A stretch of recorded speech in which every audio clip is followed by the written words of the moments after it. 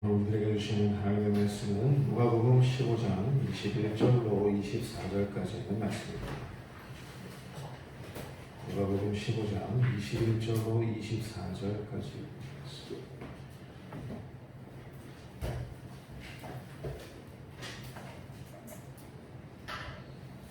누가복음 15장 21절로 24절까지 있는 말씀.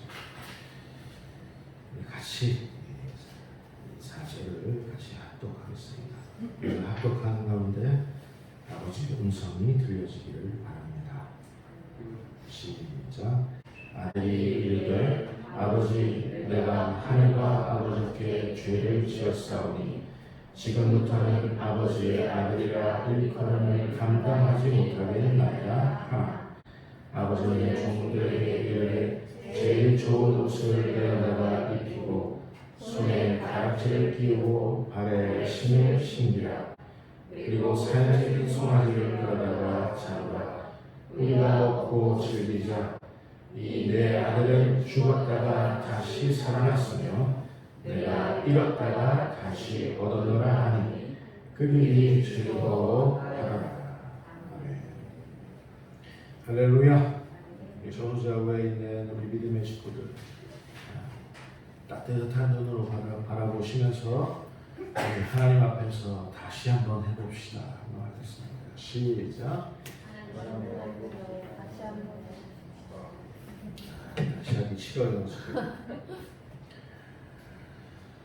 다시이라는 제목을 가지고 하나님의 음성을 같이 대하도록 하겠습니다. 사람들은 이렇게 얘기합니다. 사람 말이야, 모름지기 일관성이 있어야 해. 일관성이 있어야 돼. 한결같아야지. 이렇게 얘기합니다.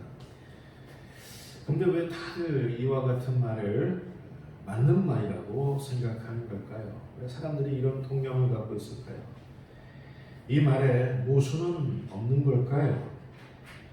왜 일관성이 보이는 것처럼, 왜 일관성이 있는 것처럼 그렇게 보이는 사람을 마치 덕스러운 것처럼 왜 그렇게 확증 편향에 빠졌나 한번 생각해 보게 됩니다. 정말 일관성이 있는 게 아니라 그렇게 보이는 거예요. 그런 것처럼 보이는 거예요. 사람은 과연 일관성 있고 한결같을 수 있는 존재인가요? 그거 다만 그렇게 보일 뿐 가시가 아닌가요? 성경은 이를 뭐라고 얘기를 합니까? 여러분, 성경에서 일관성, 한결같음을 거론할 수 있는 분은 우리 하나님 한 분밖에 없음을 여러분 깨달으시기 바랍니다. 우리 히브리서 13장 8절 말씀 어떻게 기록되어 있는지 보겠습니다. 같이 읽겠습니다. 시작. 예수 그리스도는 언제나 오늘이나 영원토록 동일하십니다. 예수 그리스도 그분만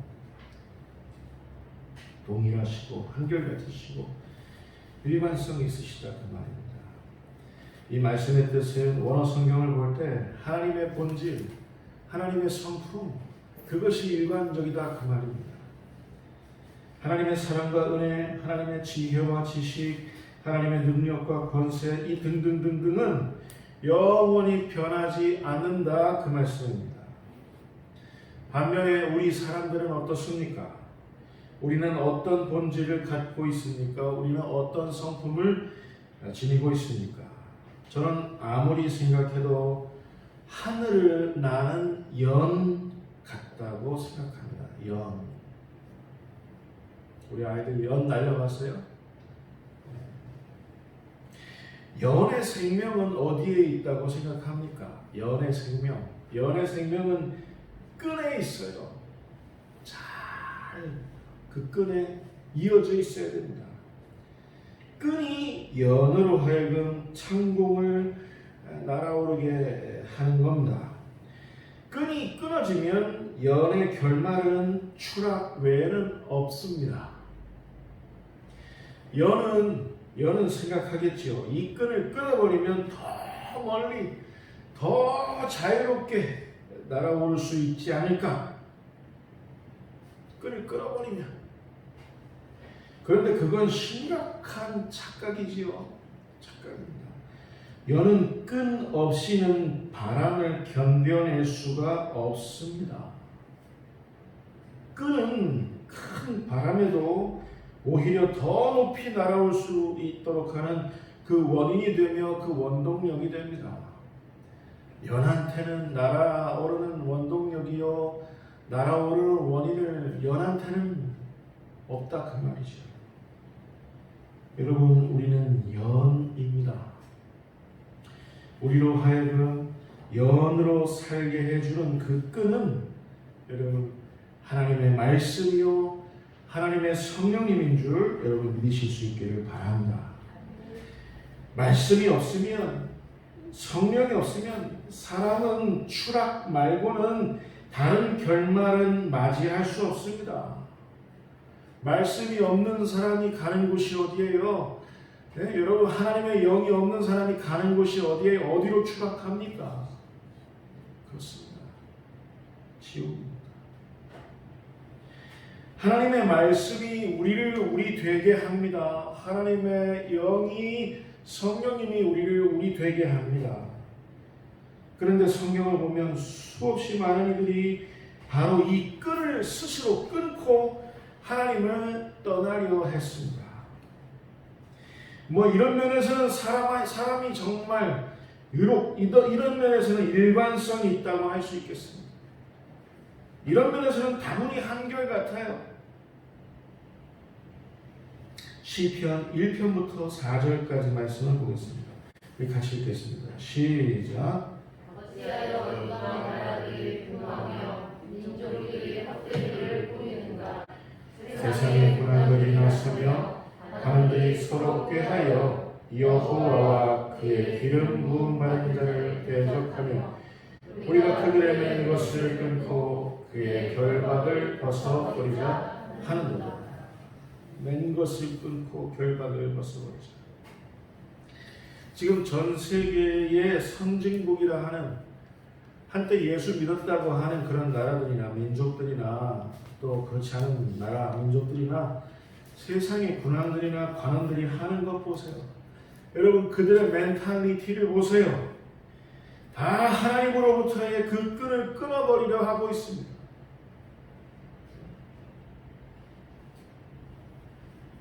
모두가 다 자신에게 생명이 되는 그 끈을 결박이라고 생각하면서, 이 끈 때문에 우리가 자유롭지 못해 라고 생각하면서 하나님을 대적하고 그 끈을 끊으려 하고 결박이라고 생각하는 그런 멘탈을 갖고 있다고 말합니다. 여러분, 우리는 어떻게 해야 됩니까? 그러면 여러분, 우리는 우리의 이 어이없는 일관성과 한결같은 이런 모습, 하나님을 대적하고 끈을 끊으려 하고 이걸 결박이라고 생각하는 이 어이없는 일관성과 한결같음을 인정해야 됩니다. 우리한테 이런 거 있어요. 우리는 우리의 죄와 허물, 그리고 우리의 불순종과 반역 면에서 하나님 앞에서 항상 그런 면에서 일관적이다, 한결같다는 사실을 빨리 인정해야 합니다. 목사 아니고 목사 할아버지라고 하더라도 이 일관성, 이 한결같음으로부터는 자유로울 수가 없어요. 그래서 제가 오늘도 속상하고 항상 마음이 타들어갑니다. 우리는 인정하고 슬퍼하고 참회하고 회개할 수 있어야 하겠습니다. 그리고 말씀과 성령에 더더욱 매여 있어야 하겠습니다. 말씀과 성령. 인정했으면 항상 말씀과 성령 앞에 다시 돌아올 것을 여러분 자신에게 선언할 수 있어야 하겠습니다. 사실 말씀에 매인 자기 자신, 성령에 매인 자기 자신의 정체성도 모른 채 우리는 얼마나 어리석게 살아가고 있습니까? 사실 하나님과의 관계가 더 깊어지기 위한 우리의 그 어떤 수고보다도 우리에게 정말 너무나도 중요한 한 가지, 그 무엇이 있어요? 아무리 하나님과의 관계가 깊어지고 싶어도 그 어떤 수고를 해도 우리는 아주 작은 사소한 일에도 하나님과의 관계를 망치려 하고 하나님과의 관계를 잊어버리기 일쑤입니다. 우리는 그래요.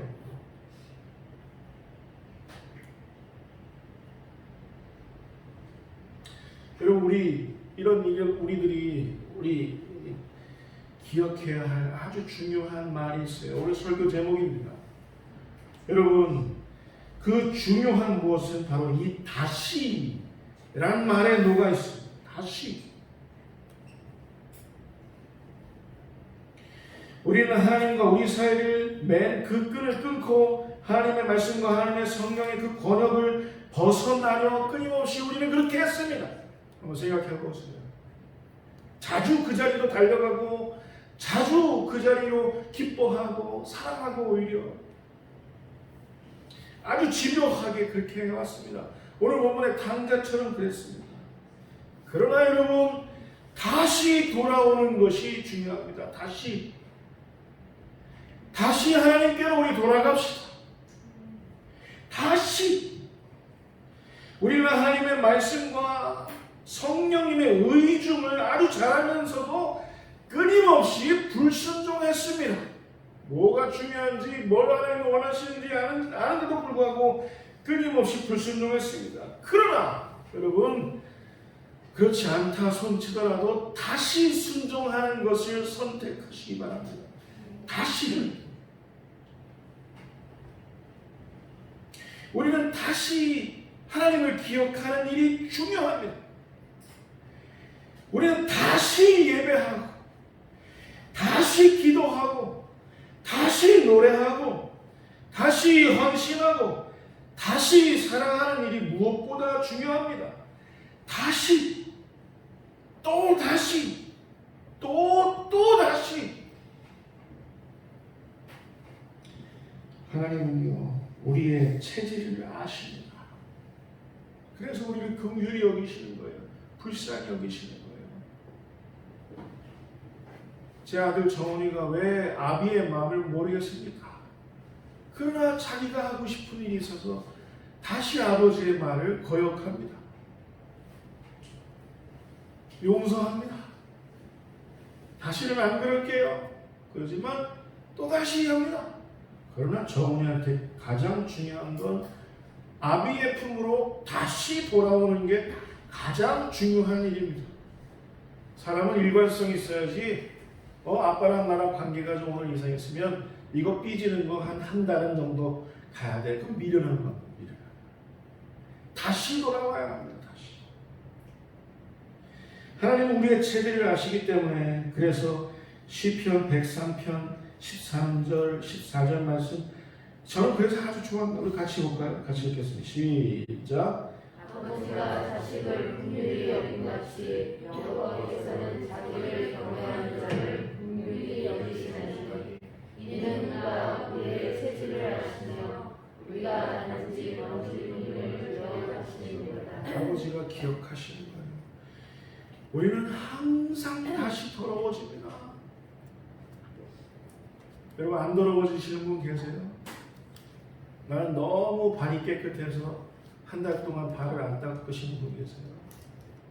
나는 얼굴이 너무 이뻐서 한 달 동안 세수하시는 분 항상 더러워지는 우리입니다. 그러나 그 더러워진 우리의 모습을 볼 때 하나님은 그 하나님 막 갖는 마음이 있단 말이에요. 그게 긍휼이에요. 긍휼. 여러분 경외하는 게 뭔지 아세요? 경외하는 거? 그런 우리 하나님의 그 사랑과 은혜, 하나님의 그 지혜와 지식을 우리가 기억하면서 다시 하나님께로 돌아오는 걸 경외라 그럽니다. 하나님 무서워 두려워서 벌벌 떨어서 바위 틈에 숨고 자기의 부끄러운 부분을 가리고 그런 게 경외가 아니에요. 하나님의 사랑과 은혜를 다시 기억하면서 하나님께로 돌아가는 것이 정말 경외하는 자들의 모습입니다. 할렐루야. 우리 체질을 아시는 거예요. 우리가 원래 그렇다는 걸, 우리가 육신을 입은 탓에 우리는 원래 그렇다는 걸, 우리는 그런 욕심 덩어리라는 걸, 탐욕 덩어리라는 걸, 죄악 덩어리라는 걸 하나님 우리 체질을 아시는 거예요. 기억하시는 거예요. 네, 영재야, 네가 경외란 말을 아느냐? 네가 나 경외하는 것을 아느냐? 나한테 다시 돌아오면 되는 거야. 다시 시작하면 되는 거야. 이 다시란 말 하나님 굉장히 좋아하시죠.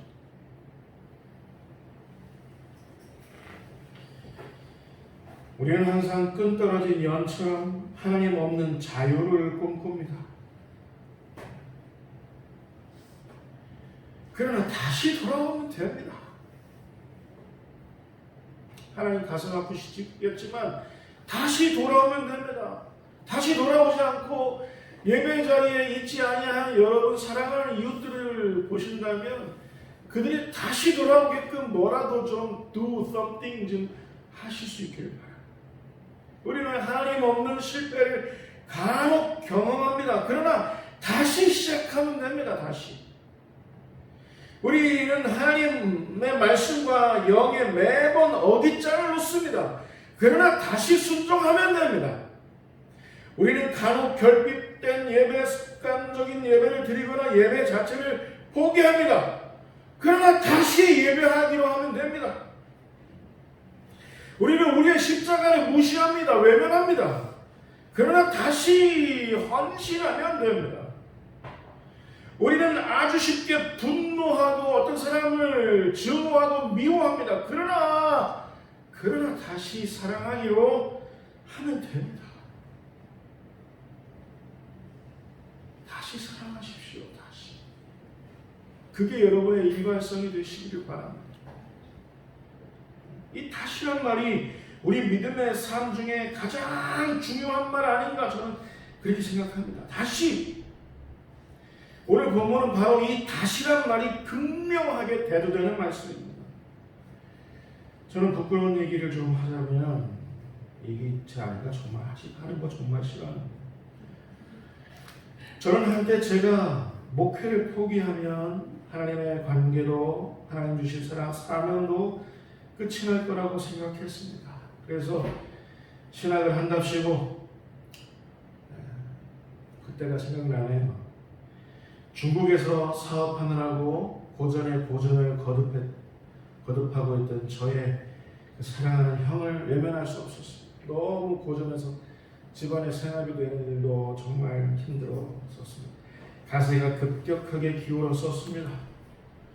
제 선친도 그렇고 모친도 그렇고 가엾게도 선친은 암으로 또 모친은 우울증으로 힘들게 버티고 계셨습니다. 저는 그때 이미 결혼을 했고 제 아내는 그때 정호를 낳았습니다.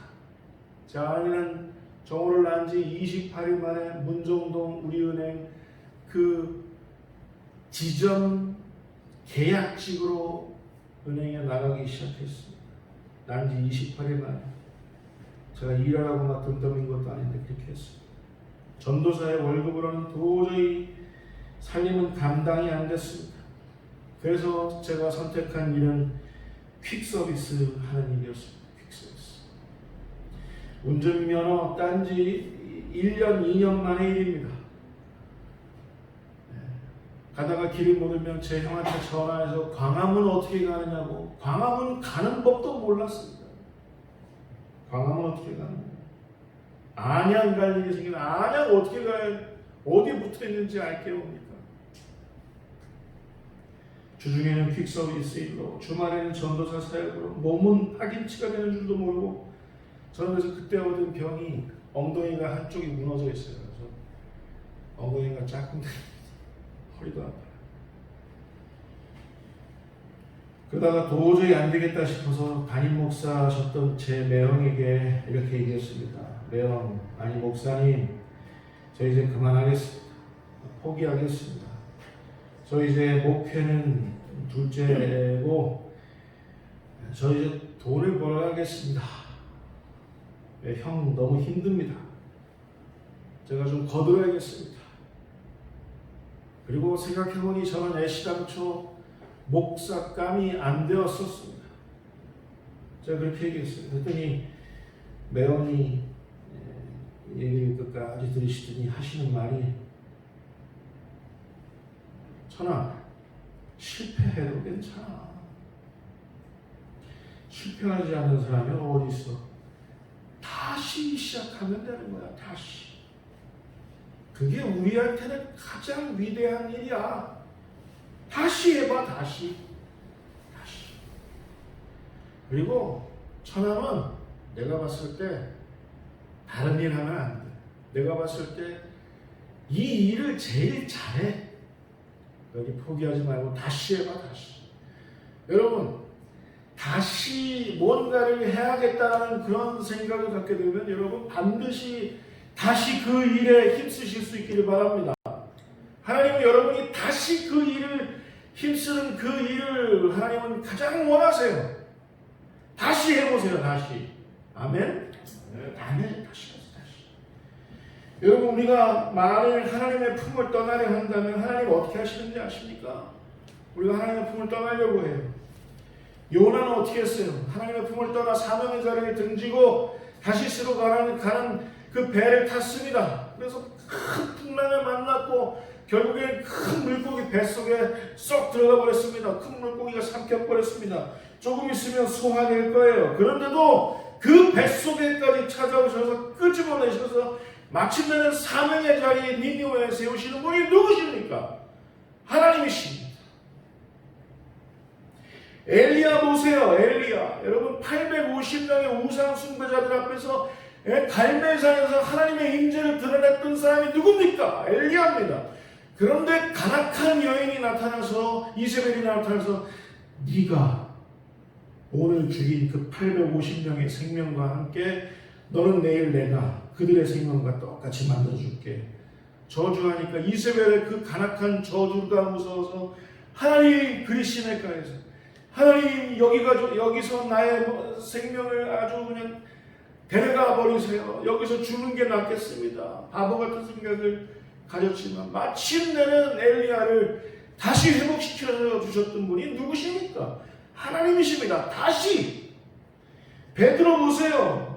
금방 주는 그리스도시요 살아계신 하나님의 아들이십니다라고 고백했던 그 베드로가 예수님 십자가 지셔야 한다는 그 얘기를 하니까 주여 그리 마음쓰소서 이 일이 결코 주께 비치지 못하리이다 하는 그런 베드로였는데 그런 베드로를 외면하지 아니하시고 갈릴리 호숫가에서 다시 부르셔서 이거 좀 먹어봐 물고기 떼어주시면서 그 베드로를 회복시켜 주셨던 분이 누구십니까? 끝까지 찾아오셔서 다시 회복시켜 주시는 분이 누구십니까? 하나님이십니다. 여러분 다시 회복시키실 때까지 여러분을 다시 부흥시키실 때까지 하나님은 또 다시 여러분을 찾아오실 겁니다. 다시. 그러니 여러분 우리는 이 말씀을 기억할 수 있어야겠습니다. 여러분 기억하세요. 여러분 기억이 뭐예요? 영어로. 예? 이것도 모르시는 분이 어떻게 하잖아요. Remember죠. Remember 속에 뭐가 들어있습니까? 다시가 기억되어 있어요. 다시. Remember. 시편 139편 23절 24절 말씀입니다. 우리 같이 읽겠습니다. 시작. 하나님이여 나를 살피사 내 마음을 아시며 나를 시험하사 내 뜻을 아옵소서. 내게 무슨 악한 일이 있나 보시고 나를 영원한 길로 인도하소서. 여러분 다윗이 정말 위대한 건 자기 마음이 어떠한지를 자기도 모를 때 하나님 제 마음이 어떠한지 지금 어떠한지 좀 보여주십시오. 시험해 주시고 그리고 난 다음에 저를 제발 영원한 길로 인도해 주십시오. 내 뜻을 아옵소서 나를 시험해 주십시오 했던 사람이 다윗입니다. 여러분 우리 자신을 살피는 일, 우리 마음을 아는 일, 우리 뜻을 아는 일 쉽지 않아요. 거울로 우리 얼굴을 보자 하면 우리 거울을 알게 뭐예요? 말씀을 비추어 봐야 우리 자신의 마음, 말씀을 성령을 비추어 봐야 우리의 뜻을 알 수 있는 거예요. 비로소 이 애원하는 다윗의 기도를 여러분 좀 닮으실 수 있기를 바랍니다. 그래서 우리 마음에 와닿는 거예요. 여러분 다시로 시작하는 말 중에 우리에게 굉장히 익숙한 말이 있습니다. 회복과 부흥을 뜻하는 영어 단어입니다. 여러분 뭐예요? 리바이벌입니다. 리바이벌. 바이블. 다시 생명력 있게 되는 거예요. 생명력 있는, 생동감 있는 바이블 그런 뜻이. 다시 생동감 있는. 시편 85편 6절 말씀입니다. 같이 읽겠습니다. 시작. 주께서 우리를 다시 살리사 주의 백성이 주를 기뻐하도록 하지 아니하시나이까. 우리를 다시 살리사 끈이 떨어져 추락해서 만신창이가 된 연을 다시 수리하실 수 있는 분은 누구십니까? 우리 하나님이십니다. 연에게는 끈을 수리할 능력이 없어요. 연이 뭐 손이 있어요? 발이 있어요? 뭐가 있어요? 생각이 있어요. 연을 말씀으로 영으로 붙드시는 분은 우리 하나님이시기 때문에 연의 그 끈을 수리하실 수 있는 분 역시는 우리 하나님이신 겁니다. 고로 하나님께로 다시 돌아가는 일이 중요합니다. 다시 돌아가십시오. 다시. 하나님, 저는 죄를 많이 지었어요. 하나님, 저는 이렇고요 저렇고요, 저는 어둠이 가득하고요, 저는 완전히 죄악 덩어리요, 거짓말 투성이요, 소용없어요. 그런 건 다시 돌아가면 됩니다.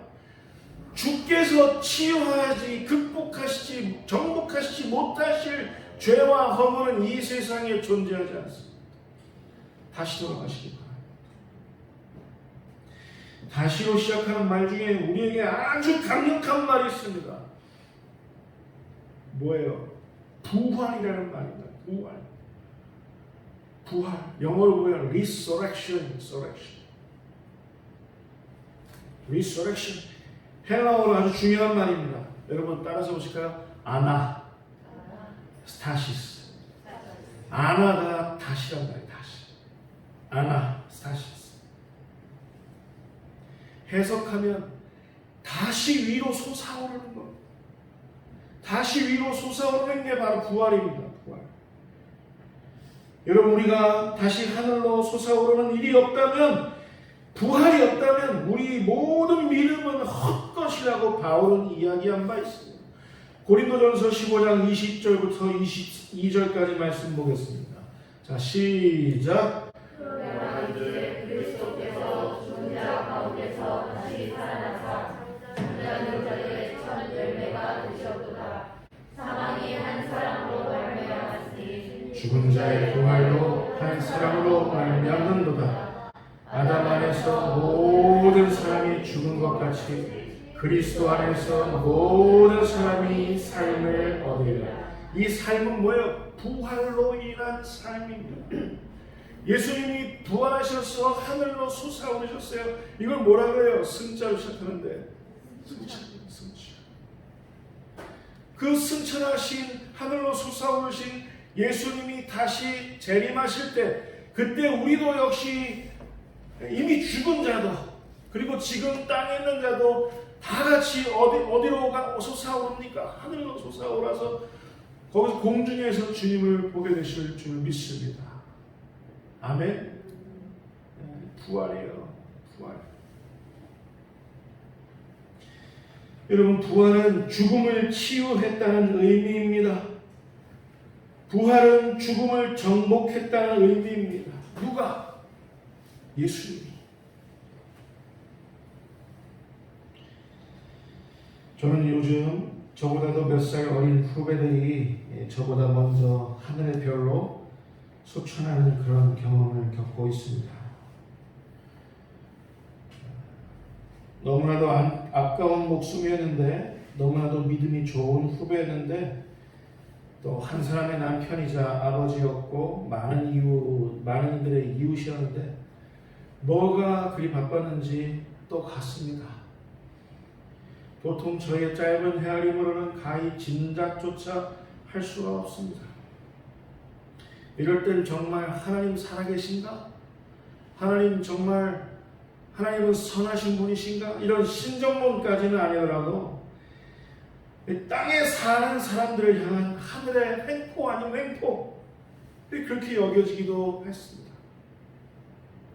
아니, 데려가시는 건 좋은데 남아있는 가족들 생각을 좀 하셔야지.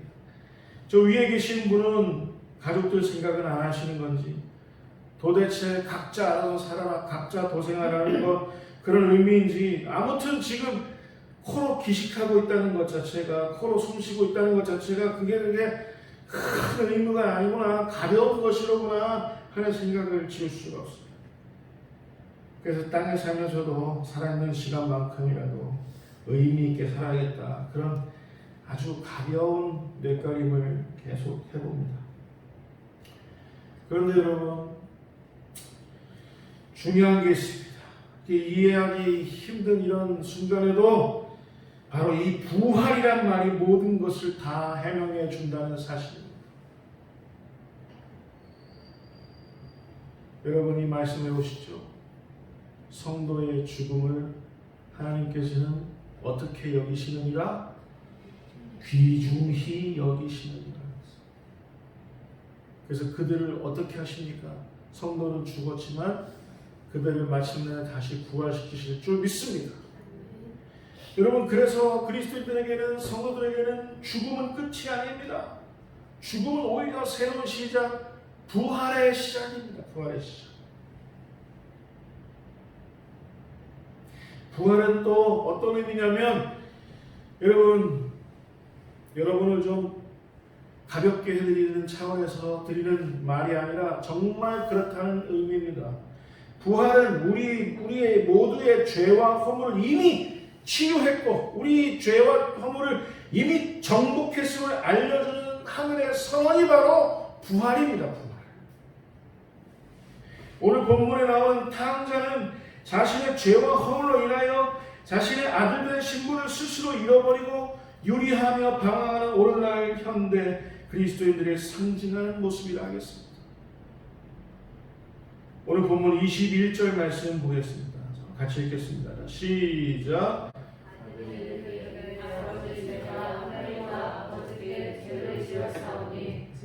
지금부터는 아버지의 아들이라 일컬음을 감당하지 못하겠나이다. 여러분, 누구 맘대로? 언제 하나님께서 너 아들이니까 아들됨을 감당해라 그렇게 하신 적이 있어요? 아버지가. 다만 다시 돌아오거나 이 말씀하죠. 누가 빼앗은 것도 아닙니다. 아들들의 신분, 스스로 자기 신분을 내동댕이 친 거예요. 정말 어리석은 일입니다. 그 죄와 허물 때문에 이방 나라에서 돼지나 먹는 주연 열매를 억지로 연명했습니다. 마치 끈 떨어진 연과 같았습니다. 끈 떨어진 연. 그런데 이 탕자가 제일 잘한 일이 있습니다.